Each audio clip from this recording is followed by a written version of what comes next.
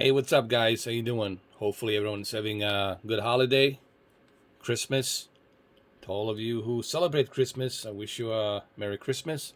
For those of you who celebrate Hanukkah, Happy Hanukkah. And for those of you who don't celebrate anything at all, well, I hope you find some comfort in knowing that it is a holiday season. So try to make the best of it.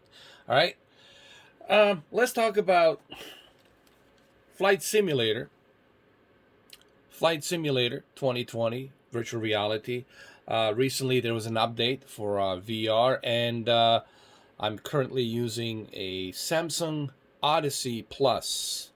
Samsung Odyssey Plus. It's a Windows mixed reality headset, and it works quite well. And I would say it works probably better than the Oculus. Why? Because, well, it is a Microsoft flight simulator.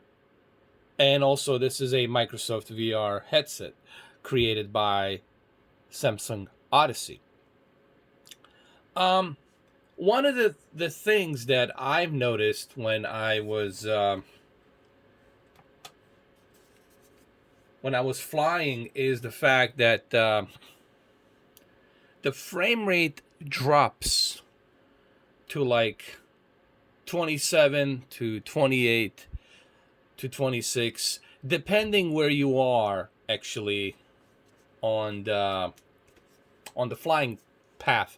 If you are, let's say, in New York City, where there's a lot of buildings and a lot of data needs to be collected to the Azure servers, then you do notice the frame rate. But overall, it's steady. It still needs some improvement, but I would say it's reasonable. Okay. All right, so what you're seeing here is the menu. All right, this is the menu, and right now you're seeing a double screen left and right. Okay, but normally you would see it much closer to you when you put on the VR headset. Here's the menu screen.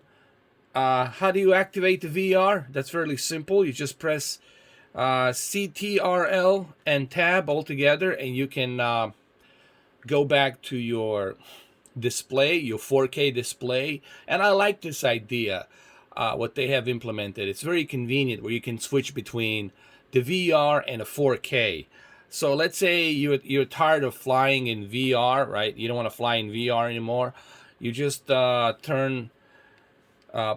CTRL key and tab key together, and you go ahead and you enter the 4K. If you want to go back to VR and you're tired of playing in 4K, you just press key CTRL and tab, and you go back to the VR, and there it is. So let's just select a quick flyby here. Let's go to Washington, D.C., and we'll just fly through there. I'm just picking Washington, D.C. for no apparent reason, just because I felt like flying there. So let's go and select Washington, D.C., and I'll talk about it as we go very quickly.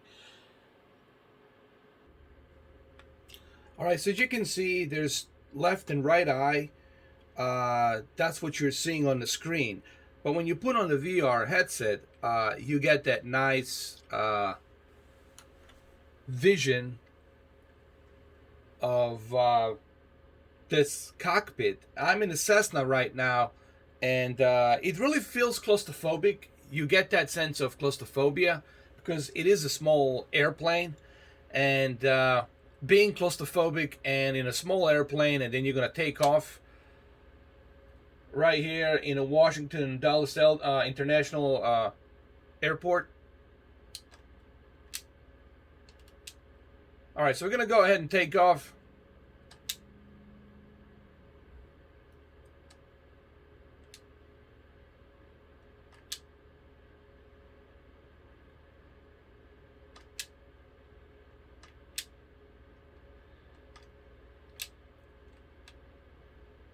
Hold on. I don't know what's going on. All right, so we are ready to take off, and The frame rate here, it's like I said, 28 to 27 frames per second. It does go up to 30 depending where you are uh, in the area. But, here's the thing. To truly appreciate what Flight Simulator feels like in VR, you have to have a good VR headset. That's the first thing. Uh, Windows Mixed Reality OLED. It's, in my opinion, better because the OLED gives you the best possible contrast ratio. And to truly appreciate this, you're going to need a really good VR headset. The better quality VR headset, the better the experience. Same thing with the PC. The more beefy PC you have, the better the experience is going to be. So this is going to be an expensive hobby. Flight Simulator, it is an expensive hobby.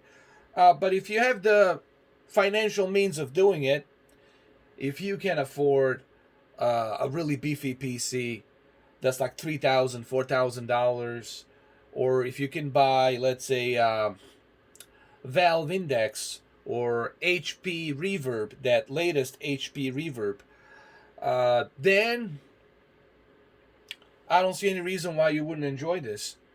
The frame rate is not like a big of a deal. It's not always 28, 27 frames.